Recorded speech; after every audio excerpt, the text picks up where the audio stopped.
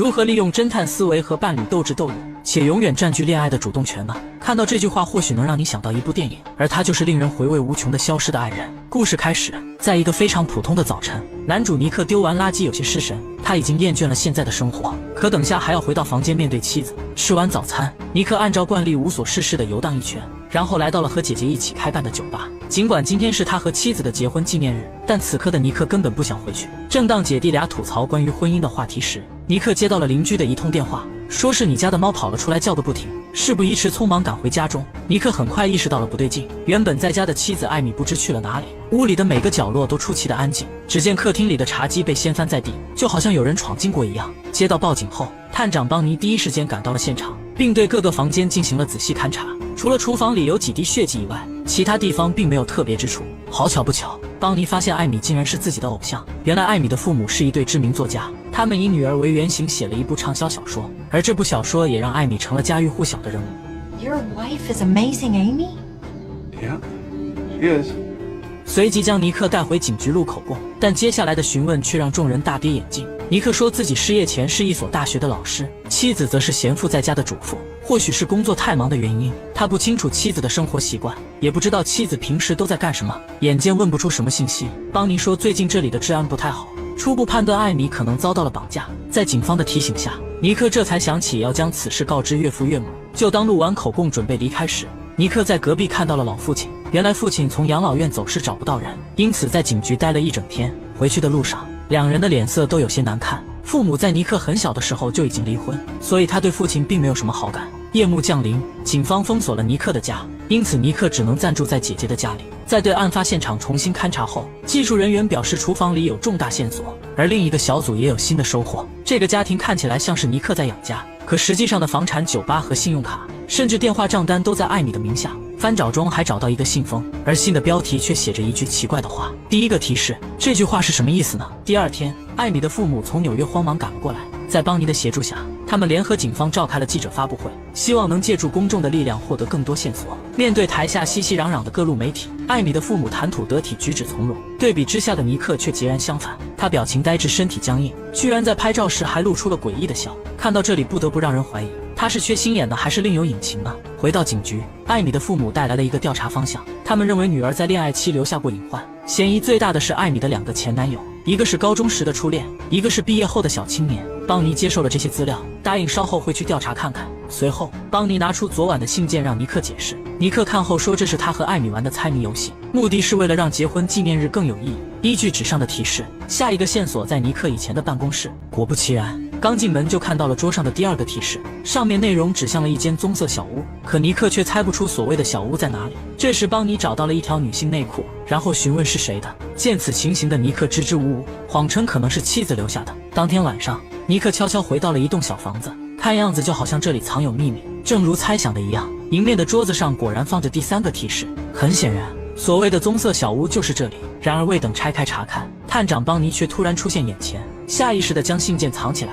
尼克质问对方是不是在跟踪自己，邦尼避而不答，反问尼克来这里干什么。尼克回答说这是父亲的老房子，自己会时不时过来巡检。谈话间，两人走到外面，邦尼随口询问这里就是棕色小屋吗？尼克听后立刻否定，表示房子明明是蓝色的。说完便钻进车子要匆匆离开。事实上，尼克的父亲名叫布朗，而布朗的谐音正是棕色。待到匆忙回到家中，尼克急忙查看了信件内容，里面提及了两个关键词，一个是惩罚，一个是纪念日礼物。看着毫无边际的线索，尼克实在猜不出妻子想要表达什么。故事进行到这里，不得不让人怀疑尼克的行为。可现在的艾米又在哪里呢？次日，在警方和社区的号召之下，大批民众自发组织了搜救队伍。然而就在大家团结一致寻找艾米时，电视里却播报起了奇葩新闻。他们认为尼克可能是杀害妻子的凶手，不然也不会对着镜头傻傻的笑。尼克对此毫无感觉，他不在乎大家的关注点是什么。坦白来讲，妻子的失踪让尼克很放松，至少再也不用烦恼无聊的婚姻了。深夜，睡沙发的尼克收到了一条短信，提示有人已经到了门外。惊骇之下，赶紧出去查看，可外面却空荡荡的，没有人影。正当疑惑不解时，一名年轻女子冲进了房间，原来她是尼克的秘密情人，因为已经有2天没有亲热，所以才忍不住过来请求安慰。尼克连忙质问她关于办公室的内裤，女人回答说不是她放的。在这样的危急情况下，他怎么也不会给情人火上浇油。随后两人研究了一夜的昆字，直到次日早晨才从后门悄悄溜走。本以为一切都是天衣无缝，怎料正巧被身后的姐姐撞见，他怒斥尼克就是一个渣男，天天嘴上抱怨对妻子各种厌倦，原来搞半天是自己出轨了。更要命的是，现在已经有人怀疑尼克杀了妻子，而出轨这种事一旦被人发现，岂不是更坐实了大家的猜测吗？面对姐姐的指责，尼克压抑已久的情绪彻底爆发，他表示自己的婚姻已经名存实亡，所以出轨的事都是顺其自然发生的。这番言论让姐姐不得不承认，弟弟尼克的确是一个渣男。与此同时，邦尼来到了一个商场废墟打听线索，这里黑漆漆的没有光亮，到处都是游荡的小偷和流浪汉。从一个瘾君子口中得知，艾米曾经来这里购买过武器，这个发现不禁让人深思，艾米为什么要买武器呢？事后的邦尼觉得这个案子很不简单，思来想去还是尼克的嫌疑最大。这时有同事递来了新线索，通过严格的荧光测试，发现尼克家的厨房里有大量血迹，而且比对结果后就是艾米的。这一下让邦尼的猜测更加明确，难道尼克真的是凶手吗？傍晚时分，艾米的父母又一次举办了招待会，不过这次的尼克觉悟了，他假装自己很悲伤，还声情并茂地表达了对妻子的思念。本以为这样可以挽回形象，岂不料下一秒却让情况变得更糟。有个邻居突然冲了出来，大声呵责尼克就是一个伪君子，还爆料艾米在失踪前就已经怀孕。此话一出，犹如平地惊雷，所有人这才知道尼克隐瞒了真相。本来就对男人的惺惺作态有些不满，于是纷纷指责起是不是存在阴谋。见此情形的尼克没有办法，只能战略性的仓皇撤退。回到家中，邦尼质问关于怀孕的事，尼克则说那个邻居是个疯子，他甚至都不认识艾米，怎么可能会知道艾米怀孕呢？这时邦尼丢下了几张照片，上面赫然就是邻居和艾米的亲密合影。很显然，尼克在说谎。通过警方及时调取的医疗报告，也证实了艾米在失踪前怀孕了。然而事情到这里远没有结束，紧接着邦尼又提出了新一点。第一个，尼克家的所有财产都在艾米的名下，包括经营的酒吧也是艾米买的。第二个，如果艾米是被人绑架走的，为何唯独客厅的茶几碎了，其他地方却十分完整呢？第三个，尼克将艾米的信用卡透支了10几万，且仅仅是用来购买大量奢侈品。巧合的是，在这之前尼克还提升了妻子的意外保险。第四个，尼克家的厨房里出现了大量血迹，之后又被人抹除了，种种迹象再也明显不过。尼克大概率是想独吞妻子的财产而痛下杀手。面对突然空降的各项指控，尼克愤怒地表示自己是无辜的，自己从未想过要杀了妻子，而这杀人动机也很奇葩呀。 She was pregnant. 剑拔弩张的对峙让人尴尬，邦尼想了想，决定暂回警局。鉴于现在还没有找到尸体，警方依旧没有权利逮捕尼克。就当邦尼等人刚刚离开，尼克的姐姐又赶了过来，她像警察一样质问怀孕的事，显然是也不再相信弟弟。受够指责的尼克不禁恼火，他表示自己一直都想要个孩子，可艾米却一直都不同意。现在突然冒出妻子已经怀孕，这简直就是天方夜谭。在每次房事都避孕的情况下，怎么可能会出现怀孕呢？ Now who would believe you?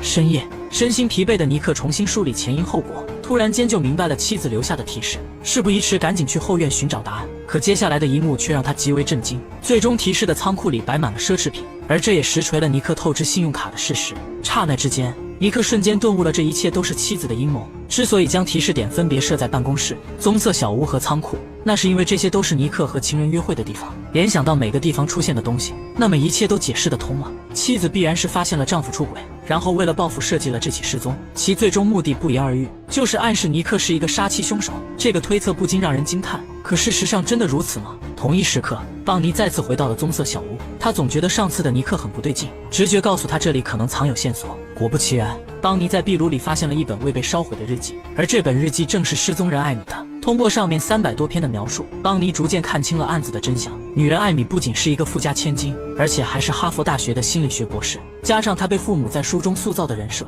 毫不夸张地说，从小到大的艾米一直生活在光环之中。之后与尼克一见钟情，喜结连理，但婚后的生活却不尽人意。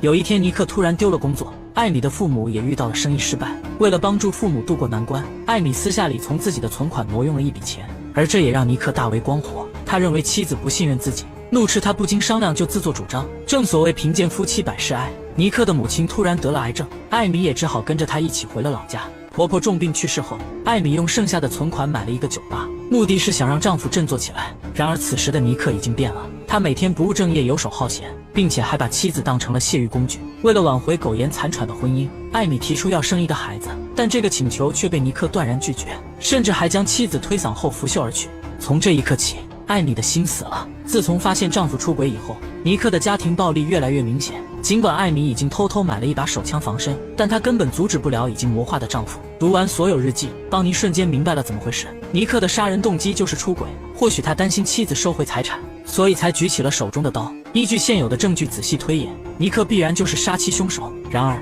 日记里所描述的就是真相吗？尼克到底是不是凶手呢？答案当然是否定的。真相只有一个，一切的一切都是艾米的阴谋。原来艾米发现丈夫出轨以后，于是为了报复自导自演了一场戏码。她要让警方误认为尼克杀了自己，从而让丈夫的出轨付出血的代价。艾米的计划是这样的：第一步，先是频繁和已经怀孕的邻居交往，并在谈话中暗示出尼克有家暴倾向，熟络后邀请邻居到家中做客，然后再偷偷窃取对方的尿液。这样一来，就有了医院证明怀孕的假象。第二步，以尼克的名义偷偷刷爆信用卡，随后在其玩游戏的时候重签自己的保险。第三步，短时间内写出300多篇日记，内容从甜蜜的热恋开始，直至出现感情危机，并在其中透露出尼克是一个出轨渣男。写完后再丢进壁炉烧一会儿，且刚好烧到不影响2次阅读。第四步，利用纪念日的猜谜游戏诱导警方发现线索，比如办公室暗示出轨，棕色小屋可以找到日记，仓库则提示了透支的信用卡。第五步，在周年纪念日这天，当艾米看见丈夫已经出门，于是在厨房布置了一个案发现场。她将自己的血液抽出，然后往柜子上甩了几滴，之后将剩下的撒在地板上，留下痕迹后再用抹布清除干净，最后把带血的凶器扔进壁炉，同样是只烧掉一小部分，以便警察可以分析样本。如此这般就营造了一个丈夫冲动杀妻，然后又业余处理的假象。做完这一切后，随后再出门驾车潇洒的离开。行云流水的一套功夫做完，尼克从头至尾的杀妻人设也塑造完成。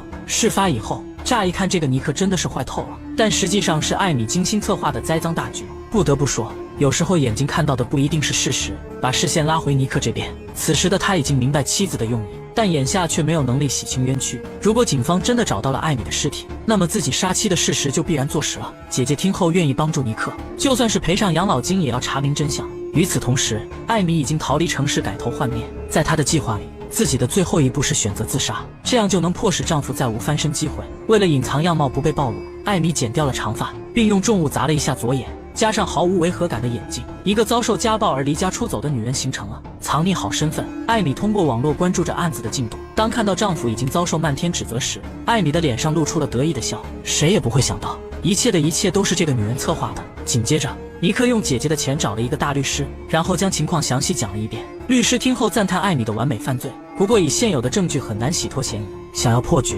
首先必须摧毁艾米的完美人设。他让尼克先去找艾米的前男友了解情况，或许能捕捉一些蛛丝马迹。艾米最近的一个前男友名叫汤米，汤米表示，艾米这样的女人千万沾不得，她的控制欲很强，以至于自己分手后还被起诉了性侵，也因此锒铛入狱整整3年。出狱后的汤米彻底毁了，根本没有单位聘用这种有前科的男人。尼克听后直冒冷汗，对比之下也的确如此。想当初艾米的所有人设都是伪装的，而婚后的妻子则是一个彻头彻尾的控制狂。但是尼克也必须承认，刚开始的自己也是伪装的，他的目的同样是为了走进艾米的生活。结婚后两人都撕掉了面具，所以矛盾才变得越来越多。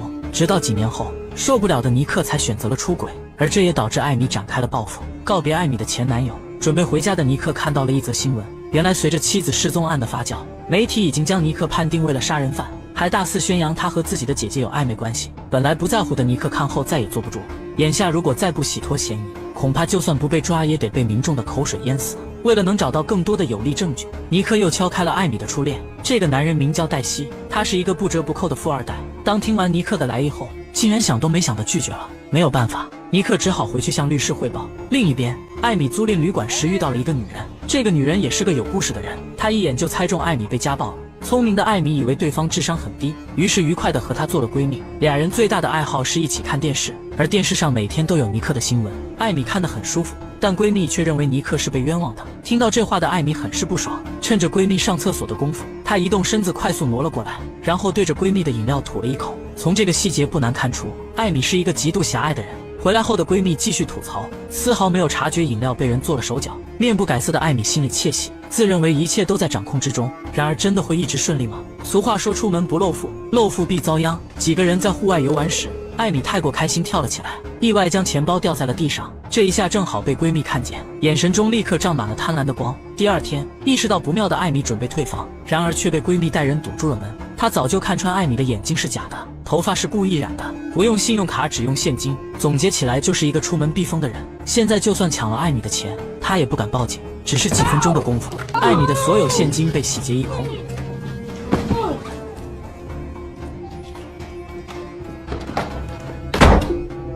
从小娇生惯养的艾米哪受过这种委屈，但她也只能咬碎了牙齿咽下去。痛定思痛的艾米重新制定计划，她撕掉写着自杀的最后一步，决定利用一个人来完结自己的故事。而这个人就是艾米曾经的初恋。通过自己编造的悲惨人设，初恋黛西相信了艾米的话，还将其安顿在了一个私人别墅里。这栋别墅的装修全是高科技，艾米想要什么都会满足。讲真，这个叫黛西的男人看着真挺好，但本质上的他却是一个控制狂。他不仅在别墅里布满了监控，还妄想着和艾米重温旧梦。看到这里，不得不说黛西很天真。或许他还没搞明白当年的分手原因，两个都喜欢控制的人怎么可能会在一起呢？与此同时，回去后的尼克发现酒吧被人堵了，家的周围也站满了要直播的网红。这种情况让尼克始料未及，可以说已经完全乱了阵脚。他意识到自己根本不是妻子的对手，于是将希望全都寄托给了律师，并且还乖乖交代了自己出轨的事实。律师听后快速分析，建议尼克通过媒体向大众如实交代，不要隐瞒出轨的事实，必须表现出对妻子的忏悔和爱意。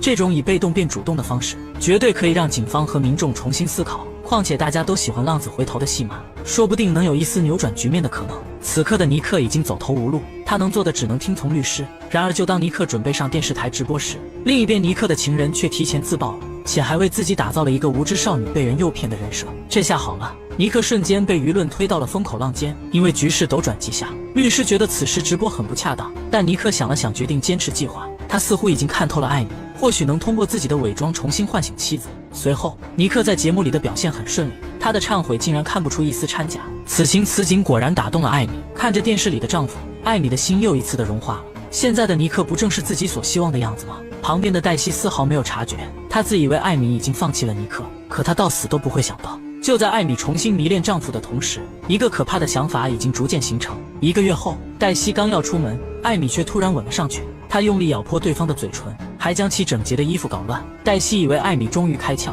殊不知自己的命运已经被人改写。趁着黛西出门的功夫，艾米开始了自己的表演。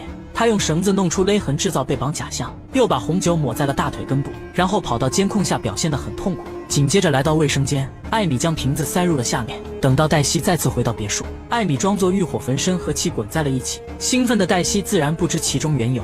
就在她射精的一刻后，艾米突然抄起备好的刀片，一刀割喉，黛西死了，瞬间荣登了整部电影中最冤的人。没过多久，在一个非常普通的早晨，已经快被逼疯的尼克被喧闹声吵醒。可当他看清外面的情况时，小脑差一点的就要萎缩了。只见艾米浑身是血的坐在车里，她到底经历了什么呢？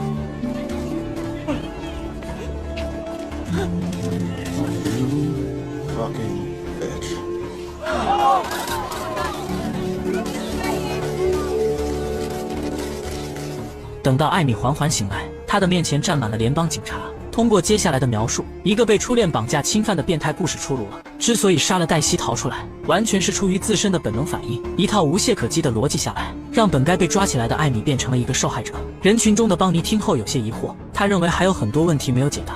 艾米说别墅里到处都有监控，你们可以去调查呀。这时有更大权威的联邦警察终止了审讯，他们认为可以结案了。就这样，当艾米讲完自己的冒险故事，俨然就成了大众眼中归来的英雄。更离谱的是，猜到真相的尼克不敢表态，且还要走红毯一样接受媒体的拍照。进到房间后，尼克说：“你别装了，这其中到底是怎么回事？”艾米说：“请你脱光后跟我来，我要确保你没有窃听器，再告诉你。”来到浴室，艾米把所有过程讲了一遍，然后威胁丈夫必须听她的话。既然你在电视中向我承诺过，那你就得按照这个标准来执行，就算是装也得一直装下去。如果想反悔，那你就好好想想自己的余生吧。一番行云流水的言语刺激，让尼克彻底的凌乱了。现在的他已经穷途末路，唯一的办法只能任由妻子摆布。自此以后，艾米又一次将自己的完美形象推上了热搜，然后参加了各式各样的发布会，而尼克也彻底沦为了一个道具。在这期间，尼克偷偷请来了邦尼和律师，试图让大家想办法帮自己脱困。律师听后不但不帮，还劝说尼克接受这个牛逼的妻子。现在所有单位都抢着要你，你的酒吧也开了连锁，你还想要怎样呢？邦尼也表示自己无能为力，因为舆论已经完全倒向艾米，况且警方早就结案了呀。尼克呆住了，最后的挣扎也绝望了。1个月后，艾米请来了当初诽谤尼克的电视台，她要重新搞一场直播，目的是为了让尼克不仅承认家暴，且还要承认刷爆信用卡等罪行。这样一来就能力排众议，打造人设。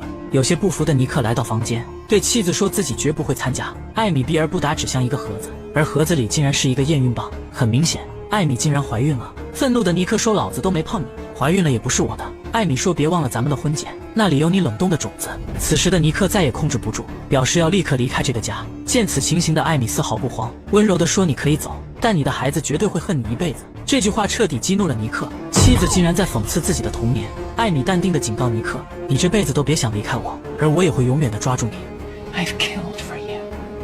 Who else can say that? You think you'd be happy with a nice Midwestern girl? No way, baby. I'm in. Look, you're delusional. I mean, you're insane. Why would you even want this? Yes, I loved you, and then all we did was resent each other and try to control each other, and cause each other pain. That's marriage. 稍后时分，艾米带着尼克顺利的开播，令所有观众都无比欣慰的是，他们看起来比之前还要恩爱。至此，本片结束。